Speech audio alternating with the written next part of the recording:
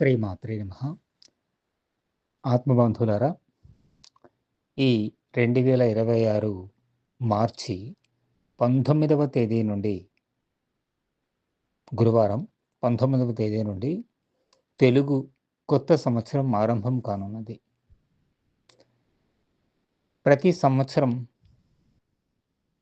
ఇలాగే ఉగాది నుండి మళ్ళీ అమావాస్య వరకు, పాల్గొన అమావాస్య వరకు మనం సంవత్సరాలు వస్తూనే ఉన్నాయి, పోతూనే ఉన్నాయి.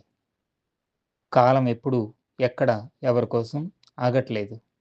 కాకపోతే ఆ వచ్చే కాలాన్ని సద్వినియోగం చేసుకోవడం కానీ, దుర్వినియోగం చేసుకోవడం కానీ అది మన చేతుల్లోనే ఉంది. కాలం ఎప్పుడు చెడ్డది కాదు. దాన్ని కాలరాసే వాళ్ళే చెడు చేస్తారు. కాలం అందరికీ మంచి చేయడానికి వస్తుంది. మనకు ఒక అవకాశాన్ని ఇస్తుంది. మన పరిణామ క్రమానికి, మన ప్రగతికి, మన శ్రేయస్సుకి ఒక కొత్త అవకాశాన్ని ఇస్తుంది. కానీ హ్యాపీ న్యూ ఇయర్ అని చెప్తూ మనం అక్కడ ఆగిపోతున్నాం. గత సంవత్సరంలో జరిగిన ఫెయిల్యూర్స్ నుండి కొన్ని పాఠాలు నేర్చుకొని ఈ సంవత్సరం అవి రిపీట్ కాకుండా ప్రగతి వైపు, విజయం వైపు అడుగులు వేయటమే కొత్త సంవత్సరానికి అంటే ఆ వచ్చిన సంవత్సరానికి శుభాకాంక్షలు చెప్పడం కాదు, సంవత్సరాన్ని మనకు అనుకూలంగా మార్చుకునేందుకు ప్రయత్నించాలి. మన వాళ్ళందరికీ మంచి జరగాలని ప్రార్థించాలి. ఓకే, ఇక్కడ విషయానికి వస్తే ఈ వస్తున్న కొత్త సంవత్సరం పేరు పరాభవ. గతించినటువంటి సంవత్సరం పేరు విశ్వావసు.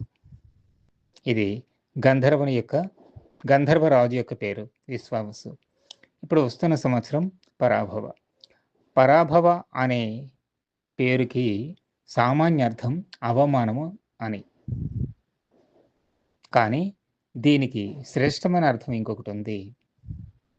అదేంటంటే పర అంటే శ్రేష్టమైన, ఉత్కృష్టమైన, ఉన్నతమైన, అతీతమైన అన్న అర్థాలు వస్తాయి. భవ అంటే ప్రాప్తించుగాక. చూడండి, సుఖీ భవ, వరదా భవ అని అంటుంటారు. అంటే నీకు సుఖం ప్రాప్తించుగాక, నీవు సుఖంగా ఉందువుగాక అని కదా దాని అర్థం. అలాగే పరాభవ అంటే నీకు శ్రేష్టత్వం లభించుగాక, ప్రాప్తించుగాక అని దీని అర్థం. మరి మనం సామాన్యార్థంలో జీవిస్తామా, ఉత్కృష్టమైన భావంలో జీవిస్తామా అనేది మన నిర్ణయానికే భగవంతుడు వదిలేస్తున్నాడు. మళ్ళీ చెప్తున్నాను, పర అంటే ఉత్కృష్టమైన, శ్రేష్టమైన, భవ అంటే ప్రాప్తించుగాక, అంటే ఉత్కృష్టమైన స్థితి నీకు ప్రాప్తించుగాక. మామూలుగా అయితే ప్రాప్తించదు.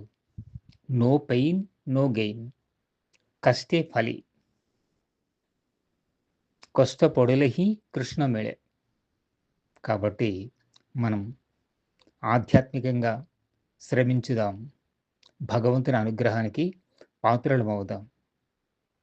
లేదు సినిమాలు షికారులు చేస్తూ ఏదోలా కాలం గడిపేస్తామంటే వచ్చే సంవత్సరం చాలా ప్రమాదకరమైన పరిస్థితులు మనకు తెచ్చిపెడుతుంది.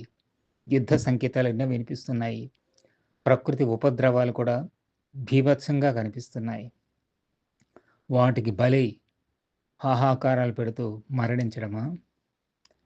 మహాత్ముల నీడని, మహాత్ముల బోధలో మన జీవితాన్ని పరమాత్మకి అంకితం చేస్తూ ప్రశాంతంగా జీవించడమా? ప్రగతి పథం వైపు అడుగులు వేయటమా అనేది మన నిర్ణయమే, మన చేతిలోనే ఉంది. Choice is yours. God bless you. శ్రీమాత్రే నమః.